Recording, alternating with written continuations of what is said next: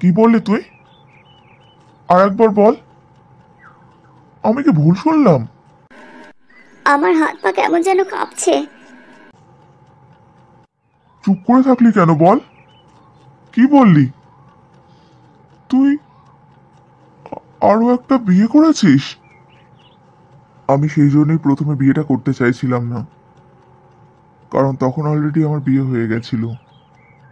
এত বড় ব্যাপারটা তুই আমাদের কাছে লুকিয়ে রেখেছিলিস, আর বিয়ে করার পরেও তুই দীপাকে আবার বিয়ে করলি। ও আমাকে ছেড়ে চলে গেছিল। তুমি চুপচাপ ওর কথা শুনছো? ওকে ঠাসিয়ে একটা চড় মারতে পারছো না?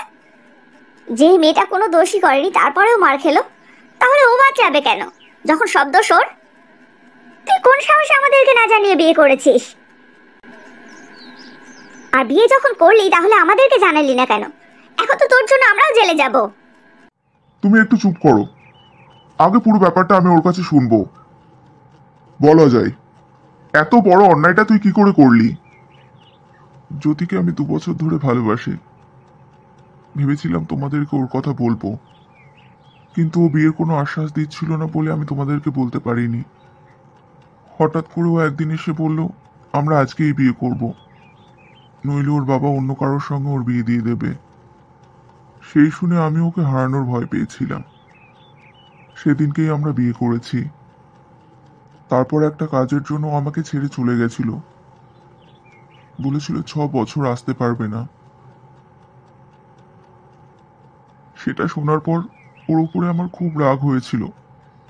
ভেবেছিলাম ওর সঙ্গে আর কোনো সম্পর্ক রাখবো না। তারপরেই তুই দীপাকে বিয়ে করে নিলি। বুঝলাম, তাহলে তুই তো ভেবেই নিয়েছিস সেই মেয়েটার সঙ্গে কোনো সম্পর্ক রাখবি না। তারপরেও এইসব প্রবলেমগুলো কেন হচ্ছে? কারণ জ্যোতি ফিরে এসেছে। কি গো, আমরা এখন কি করব? দীপার বাবা যদি এসব জানতে পারে? তোর যার একটা বিয়ে হয়ে গেছে সেটা দীপা জানে? উনি জানার পরে এইসব নাটকগুলো করছিলেন, যাতে তোমরা ওনাকে এই বাড়ি থেকে বার করে দাও। কালকে বিপিন যখন বলল আমি আমার মেয়েদের শিক্ষা দিতে পারিনি, ওর মুখ থেকে এই কথাটা শুনতে আমার খুব কষ্ট হয়েছিল। আমরা আমাদের মেয়েদের শিক্ষা দিতে পারিনি নাকি উনি ওনার ছেলেকে শিক্ষা দিতে পারেননি? কি বলছো? দোষটা তো দীপা করেছে। আমি আমার মেয়েদের ভালো শিক্ষা দিয়েছি বলেই দীপা এরকম করেছে, কারণ আমার মেয়ে কাউকে কষ্ট দিতে পারে না।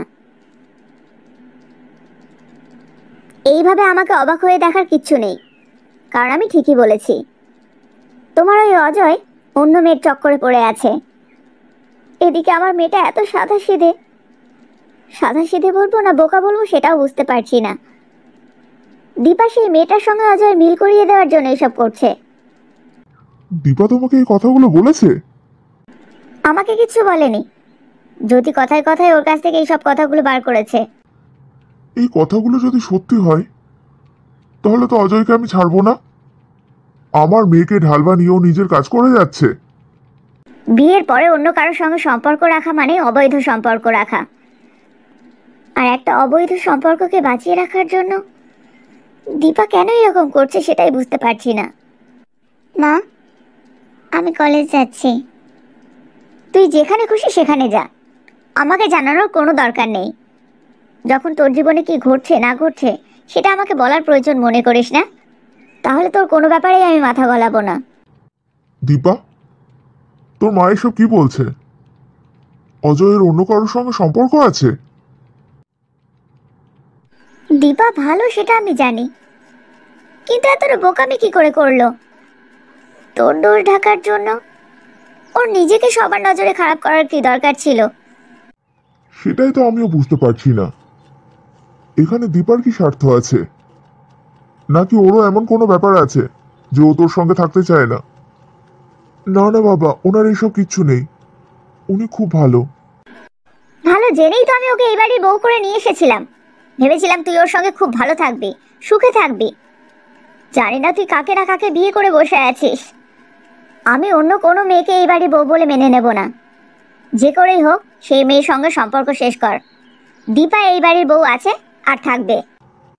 আমি দীপার দিদি জ্যোতিকেই বিয়ে করেছি। আমার মাথাটা কেমন যেন ঘুরছে, আমাকে একটু এসে ধরো।